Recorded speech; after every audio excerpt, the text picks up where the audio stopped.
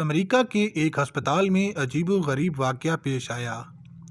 اس زمانے میں D N a test کا نام و نشان بھی نہیں تھا، اور اس واقعے کے زیر اثر امریکن ڈاکٹر مسلمان ہو گیا۔ مذکورہ ہسپتال میں ایک ڈلیوری کے 2 کیس ایک ساتھ آئے۔ ایک عورت سے لڑکا پیدا ہوا اور دوسری سے لڑکی۔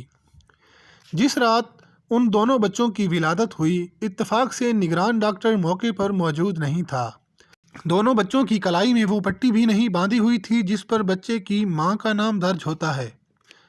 تو نتیجہ یہ ہوا کہ دونوں بچے غلط ملت ہو گئے، اور ڈاکٹروں کے لیے یہ شناخت کرنا مشکل ہو گیا کہ کس عورت کا کون سا بچہ ہے، حالانکہ ان میں سے ایک لڑکی تھی اور دوسرا لڑکا۔ ولادت کی نگرانی کرنے والی ڈاکٹروں کی ٹیم میں ایک مسلمان مصری ڈاکٹر تھا جس کو اپنے فن میں بڑی مہارت حاصل تھی، اور امریکن ڈاکٹروں سے اس کی بڑی اچھی شناسائی تھی، اور اپنے سٹاف کے ایک امریکی ڈاکٹر سے گہری دوستی بھی تھی۔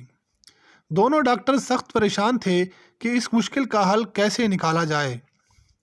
امریکی غیر مسلم ڈاکٹر نے مصری ڈاکٹر سے کہا کہ تم تو دعویٰ کرتے ہو کہ قرآن مجید میں ہر چیز کی تبیین و تشریح کرتا ہے، اور اس میں ہر طرح کے مسائل کا احاطہ کیا گیا ہے، تو اب تم ہی بتاؤ کہ ان میں سے کون سا بچہ کس عورت کا ہے۔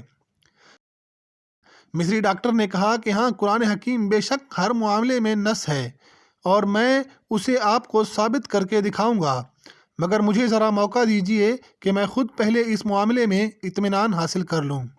چنانچہ مصری ڈاکٹر نے باقاعدہ اس مقصد کے لیے مصر کا سفر کیا، اور جامع ازہر کے بعد بعض شیوخ سے اس مسئلے میں استفسار کیا، اور امریکن دوست ڈاکٹر کے ساتھ کی گئی اپنی بات چیت کی رودات بھی پیش کی۔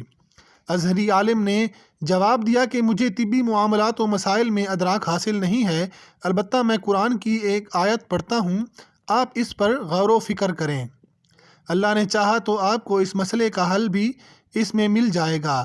چنانچہ اس عالم نے درج ذیل آیت پڑھ کر سنائی، جس کا ترجمہ ہے: مرد کا حصہ 2 عورتوں کے برابر ہے۔ مصری ڈاکٹر نے اس آیت میں غور و تدبر شروع کر دیا، اور گہرائی میں جانے پر اس مشکل کا حل بالآخر مل ہی گیا۔ چنانچہ وہ لوٹ کر امریکہ آیا اور اپنے دوست ڈاکٹر کو اعتماد بھرے لہجے میں بتایا کہ قرآن نے ثابت کر دیا ہے کہ ان دونوں میں سے کون سا بچہ کس ماں کا ہے۔ امریکن ڈاکٹر نے بڑی حیرت سے پوچھا کہ یہ کس طرح ممکن ہے؟ مصری ڈاکٹر نے کہا کہ ہمیں ان دونوں عورتوں کا دودھ ٹیسٹ کرنے کا موقع دیجیے، تو اس معمے کا حل معلوم ہو جائے گا۔ چنانچہ تجزیے اور تحقیق کے نتیجے میں معلوم ہو گیا کہ کون سا بچہ کس عورت کا ہے، اور مصری ڈاکٹر نے اپنے غیر مسلم دوست ڈاکٹر کو اس نتیجے سے پورے اعتماد کے ساتھ آگاہ کر دیا۔ ڈاکٹر حیران و ششدر تھا کہ آخر یہ کیسے معلوم ہو گیا۔